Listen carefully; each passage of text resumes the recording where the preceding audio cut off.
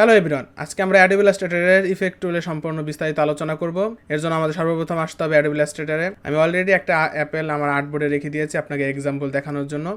আমাদের সর্বপ্রথমে যেতে হবে ইফেক্টে, কিন্তু এর আগে আমাদের প্রথমে যে ইফেক্টটা ইউজ করব আমাদের ওই সাবজেক্ট বা আমাদের ওই ডিজাইনের উপর সিলেক্ট করতে হবে। আমরা যদি ইফেক্টে যাই, আমরা সর্বপ্রথমে আজকে দেখব হলো স্টাইলাইজ। আমরা স্টাইলাইজের ইফেক্ট সম্পূর্ণ দেখব যে কীভাবে কাজ করে। স্টাইলাইজের ভিতরে 6টা ইফেক্ট রয়েছে। তার একটা হলো drop shadow, feather, inner glow, outer glow, round corner এবং স্ক্রেবল। আমরা এই 6টার বিষয়ে প্রপার ধারণা নিব কীভাবে কাজ করে। প্রথমে আমরা ধারণা নিব হলো ড্রপ শ্যাডো। এর জন্য আমাদের সর্বপ্রথম ইফেক্ট থেকে স্টাইলাইজে জাস্ট আপনি মাউস কার্সর যদি হোল্ড করেন, দেখবেন আপনার 6টা ইফেক্ট অটোমেটিক্যালি শো করছে। আপনার ক্লিক করতে হবে না, বা আপনি ক্লিক করলেও হবে। জাস্ট আপনি যদি মাউসটা শো করেন তাও চলে আসবে, আপনি যদি ক্লিকও করেন তাও আসবে, সমস্যা নেই। আমি ক্লিক করার পর আমার 6টা অপশন আসছে। আমি সর্বপ্রথম দেখব ড্রপ শ্যাডো। আপনারা অলরেডি জানেন শ্যাডো কি। শ্যাডো হলো আমরা যখন বস্তুর উপর যখন কোনো আলো পড়ে, এর রিফ্লেকশন হিসাবে আমাদের ওই বস্তুর পিছনে একটা শ্যাডো ক্রিয়েট হয়, যা আমরা শ্যাডো বললি, কিন্তু অ্যাডোবি ইলাস্ট্রেটর এটাকে ড্রপ শ্যাডো বলে। আমি যদি ড্রপ শ্যাডোর উপর ক্লিক করি, দেখবেন ড্রপ শ্যাডোর উপর ক্লিক করলে আমার একটা প্যানেল ওপেন হয়ে গিয়েছে ড্রপ শ্যাডোর। আমি যদি এখন প্রিভিউতে অন করি, তাহলে এই যে আমার অলরেডি ড্রপ শ্যাডো এর উপর ইফেক্ট ইউজ করা হয়ে গিয়েছে। অ্যাপেলের নিচে আমি একটা ড্রপ শ্যাডো ফেলছি, যে আমার এই প্যানেলের মাধ্যমে আমি এটাকে এডিট করতে পারবো। আমি এটাকে ডানে বামে বা উপর নিচে, বা আমি এটার আরও অপাসিটি বাড়াতে পারবো, কমাতে পারবো, বা ব্লার বাড়াতে পারবো। আপনি দেখছেন এই জায়গা মুডস লেখা আছে, মানে আপনি কোন মুডে রাখবেন। এটা আপনি সাধারণত মাল্টিপলে রাখবেন, যেহেতু স্ক্রিন বা ওভারলে এইসব জিনিস ভিন্ন। আপনি যখন ডিজাইন করবেন, ডিজাইনের পিছনে বা ব্যাকগ্রাউন্ডের সাথে মেলানোর জন্য মাঝে মধ্যে আমরা স্ক্রিন রাখি, বা আপনি মাল্টিপলে রাখবেন অ্যাজ এ বেসিক ডিজাইন হিসেবে। অপাসিটি 100 কোনো সময় রাখবেন না। ড্রপ শ্যাডোতে 100 রাখবেন না। 100 রাখলে আপনার ফুল এজই থাকবে, ওটা ড্রপ শ্যাডো মনে হবে না। মনে হবে আপনার কোনো একটা ডিজাইন পিছনে কালো ব্যাকগ্রাউন্ড হিসেবে রেখে দিয়েছেন। অপাসিটির জন্য 75 আমি রাখছি, আপনি আরও চাইলে কমাতে পারেন। ধরেন আমি যদি 60 রাখি, তাহলে দেখবেন এই যে আমার এটা আরও প্রফেশনালি আরও রিয়েলিস্টিক মনে হচ্ছে। এখন এক্স ভ্যালু কি আর ওয়াই ভ্যালু কি, ঠিক আছে। আমি এটাকে ক্যান্সেল দিয়ে আপনাকে এক্স ভ্যালু আর ওয়াই ভ্যালু দেখাই। আমি যেটাকে রিস্টোক নিই, আমি একটা ব্রাশ নিই আপনাদের আমি দেখাচ্ছি, ঠিক আছে। এই যে এদিক হলো এক্স আর এদিক হলো ওয়াই। এখন যদি আমি এটাকে নিয়ে ইফেক্ট থেকে স্টাইলাইজ থেকে ড্রপ শ্যাডো, এখন এক্স, আমি যদি এক্সের ভ্যালু বাড়াই, প্রিভিউ অন করতে হবে, সরি, আমি আপার অ্যান্ড ডাউন, আমি যদি এক্সের ভ্যালু বাড়াই, তাহলে আমার ড্রপ শ্যাডো কী হবে, ডান সাইডে মুভ করবে। আর যদি আমি এক্সের ভ্যালু কমাই দিই, তাহলে এটা বাম সাইডে মুভ করবে। এক্সের ভ্যালু বাড়ালে এক্স ডান দিকে যাবে, আর যদি এক্সের ভ্যালু কমান মাইনাসের দিকে নিয়ে আসেন, তাহলে বাম সাইডে যাবে, ঠিক আছে। এখন সেমভাবেই যদি আমি ওয়াইয়ের ভ্যালু বাড়ালে নিচের দিকে যাবে, ডাউন হবে। আর যদি আমরা ওয়াইয়ের ভ্যালু কমাই দিই, তাহলে এটা কি হবে, এটা আপার মানে উপরের দিকে যাবে, ঠিক আছে। এখন আপনার ড্রপ শ্যাডো আমাদের বিভিন্ন ডিজাইনে বিভিন্ন অ্যাঙ্গেলে আমাদের ড্রপ শ্যাডো ইউজ করতে হয়। এই জন্য আপনার কোন জায়গায় ড্রপ শ্যাডো ইউজ করতে হবে, এক্স আর ওয়াইয়ের ভ্যালু অনুযায়ী আপনি আপ ডাউন করবেন। আমি বলে দিয়েছি কীভাবে কী করতে হয়, তবে আমি আবার বোঝালাম যে এক্সের ভ্যালু যদি আমরা বাড়াই, তাহলে এটা ডান সাইডে মুভ করবে। এক্সের ভ্যালু যদি আমরা কমাই, তাহলে বাম সাইডে যাবে। মনে রাখবেন, এক্সের ভ্যালু যদি বাড়ান তাহলে ডানে যাবে, কমালে বামে যাবে। আর ওয়াইয়ের ভ্যালু যদি বাড়ান তাহলে নিচে যাবে, আর কমালে উপরে যাবে।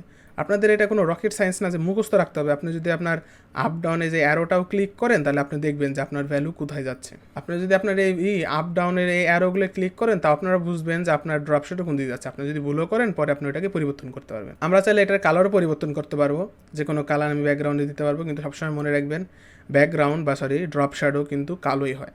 ড্রপ শ্যাডো কিন্তু অলওয়েজ ব্ল্যাকই হয়।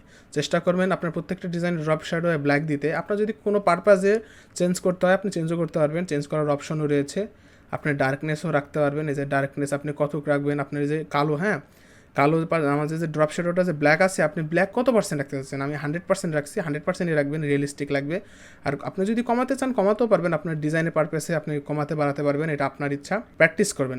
আর ব্লার অপশনটা কি? ব্লার অপশনটা হলো যে আমরা ড্রপ শ্যাডোটা ফেলাইছি, যে এজ বা এর বর্ডারটা একটু ব্লারি হয়ে যায়। আমরা যদি ব্লারি না হয়, তাহলে তার ড্রপ শ্যাডো মনে হবে না, মনে হবে কি সেম অ্যাপেলের ব্ল্যাক ভার্সন আমরা ব্যাকগ্রাউন্ডে রেখে দিয়েছি।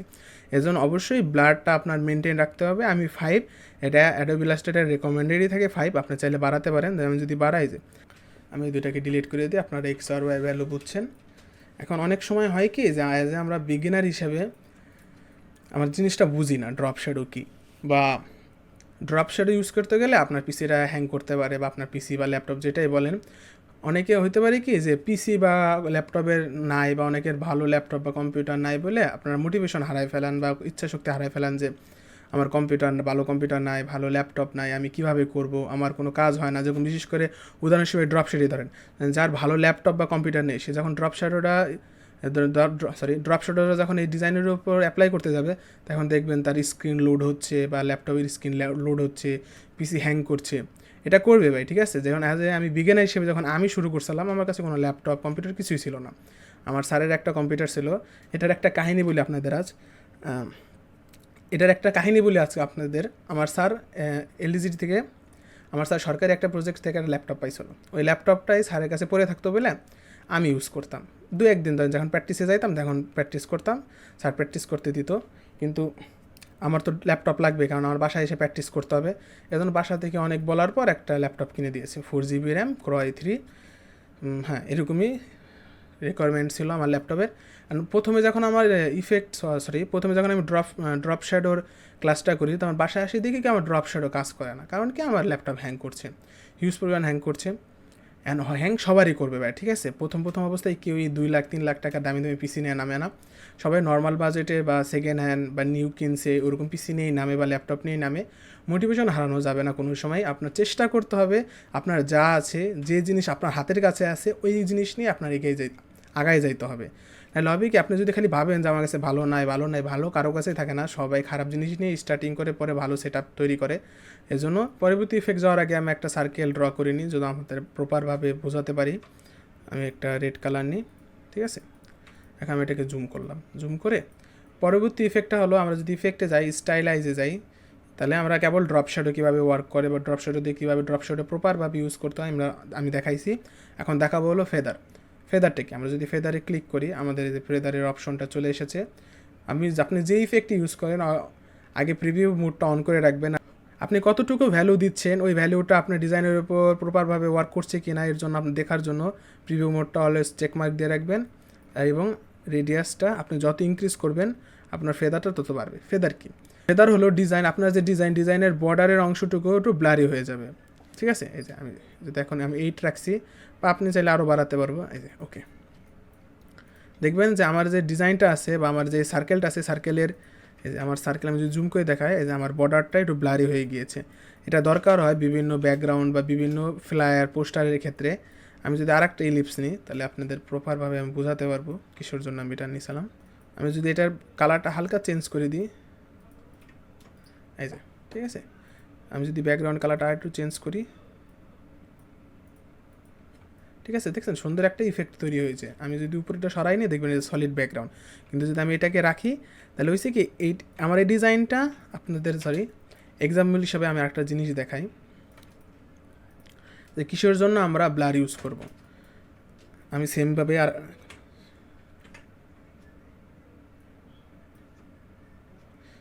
আমি যদি ব্যাকগ্রাউন্ডটা কি হচ্ছে,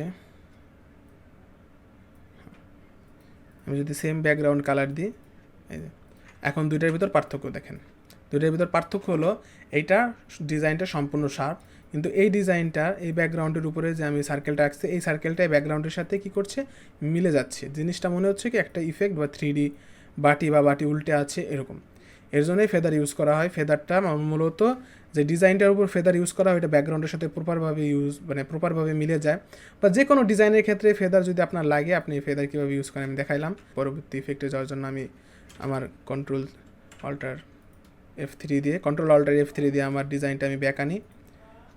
যদি আমরা পরবর্তী ইফেক্টটা হলো স্টাইলাইজে গিয়ে যদি আমি ইনারগুলো কি, আপনার ফটোশপে একটা অন্যতম ফেমাস ইফেক্ট হলো ইনারগুলো হলো যখন আমরা কোনো ডিজাইনের ব্যাকগ্রাউন্ড থেকে আমাদের ওই ইমেজটা বেশি হাইলাইট করতে চাই, তখন আমরা পিছনে একটা লাইট কালার দিই বা যে কোনো একটা কালার দিই, যেন আমাদের ওই ইমেজটা ফুটে ওঠে, ঠিক আছে। আমি যদি এখন এটাকে একটা ব্যাকগ্রাউন্ড কালার দিই,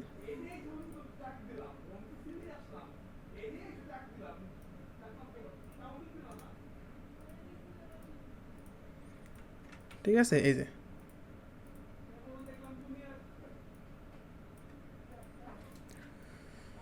এই যে আমার ব্যাকগ্রাউন্ডটা রেডি। এখন যদি আমি ইনার গ্লোটা দিই, আমি এটাকে ব্যাকগ্রাউন্ডটাকে লক করে দিই Ctrl+2 দিয়ে, আমি যদি আমার এই ডিজাইনটার উপর ইনার গ্লোটা ইউজ করি। আউটার গ্লো কি? আউটার গ্লো হলো অ্যাডোবি ইলাস্ট্রেটরের দুইটা ফেমাস ইফেক্ট হলো, একটা হলো ইনার গ্লো আর একটা আউটার গ্লো। ইনার গ্লো হলো ডিজাইনের ভিতরে একটা আলো প্রবেশ করবে, আর আউটার গ্লো হলো আপনার ডিজাইনের বাইরে যাবে। ইনারগুলো এবং আউটারগুলো দুইটাই ডিজাইনকে অ্যাট্রাকটিভ করে তোলে, বিশেষ করে আউটারগুলো ডিজাইনটাকে আরও স্ট্যান্ড আউট করে তোলে, যা ডিজাইনটাকে আরও ফুটিয়ে তোলে। ঠিক আছে, আমরা যদি ইনারগুলোটা কীভাবে ইউজ করে দেখি, স্টাইলাইজে গিয়ে ইফেক্ট থেকে স্টাইলাইজে গিয়ে ইনারগুলো দিই এবং প্রিভিউ মোড অন করি। আমি যদি এটাকে ইয়েলো কালার দিই, ঠিক আছে, এই আমি যদি এখানে এটাকে ব্লারকে বাড়াই, তাহলে কি হচ্ছে, আমার যে ইনারগুলো, আমি যে ইনারগুলোটা দিয়েছি এটা আমার ডিজাইনের ভিতরে প্রবেশ করছে। আমি যদি ওকে দিই, ঠিক আছে, আমার এই লাইটটা আমার ডিজাইনের ভিতরে প্রবেশ করছে। আপনি যদি অন্য কোনো ডিজাইনে দেন তাও সেমভাবেই কাজ করবে। এখন আমরা এটাকে আমি যদি Ctrl+Z দিই, এখন আউটারগুলো কি? আউটারগুলোটা অন্যতম ফেমাস ইফেক্ট অন ফটোশপ। আউটারগুলো দিয়ে যে কোনো সাবজেক্ট বা যে কোনো ডিজাইনকেই ব্যাকগ্রাউন্ড থেকে অ্যাট্রাকটিভ করে তোলা হয় বা হাইলাইট করে তোলা হয়। আমরা যদি ইফেক্ট থেকে স্টাইলাইজে যাই, এই যে আউটারগুলোতে ক্লিক করে যদি প্রিভিউ অন করি, আমরা যদি ইয়েলো কালার দিই, আমরা যদি আউটারগুলোর জন্য ইয়েলো কালারটা সিলেক্ট করি, ওকে দিই, এই যে আমার আউটারগুলোতে কিন্তু অলরেডি ক্রিয়েট শুরু হয়ে গিয়েছে। আপনি যদি এটার অপাসিটি বাড়ান, আমি যদি 80 দিই, আর যদি আমি এটাকে ব্লার বাড়াই, ওকে দিই, ঠিক আছে, এখন দেখেন এই যে আমার ডিজাইন, আমার ব্যাকগ্রাউন্ড থেকে আমার ডিজাইনটাকে হাইলাইট করছে। ফটোশপে এই জিনিসটা আরও ভালো হয়। অ্যাডোবি ইলাস্ট্রেটর যেহেতু ভেক্টর বেস, এর জন্য যথেষ্ট সুন্দর লাগছে। আপনি যখন ফটোতে আউটারগুলো ইউজ করবেন, দেখবেন আপনার ফটোটা আরও স্ট্যান্ড আউট হয়ে যাচ্ছে। অর্থাৎ আউটারগুলো কীভাবে ইউজ করে আপনি যদি আবার দেখাই, যে কোনো ইফেক্ট ইউজ করার পর আপনি যদি এটাকে আনগ্রুপ করেন তাহলে আপনার ওই ইফেক্টটা চলে যাবে। ঠিক আছে, এই জন্য আমি যদি আবার গ্রুপ করে ইফেক্টে গিয়ে স্টাইলাইজ আউটারগুলো প্রিভিউ মোড অন করি, আপনি অপোসিটি যত বাড়াবেন আপনার আউটারগুলোর তত ভিজিবিলিটি হবে, কিন্তু বেশি বাড়াবেন না, 100-এ যাবেন না, 100-এ গেলে কি সলিড কালার হয়ে যাবে। আর আপনি যে কোনো কালারের আউটারগুলো দিতে পারবেন। আমি সবুজ কালারের আউটারগুলো দিলাম, ঠিক আছে। অতএব আউটারগুলো কীভাবে কাজ করে বোঝা গেল। আমি যদি অন্যভাবে একটা আউটারগুলো দিই, ধরেন আমি একটা টেক্সটকে আউটারগুলো দেবো, ঠিক আছে।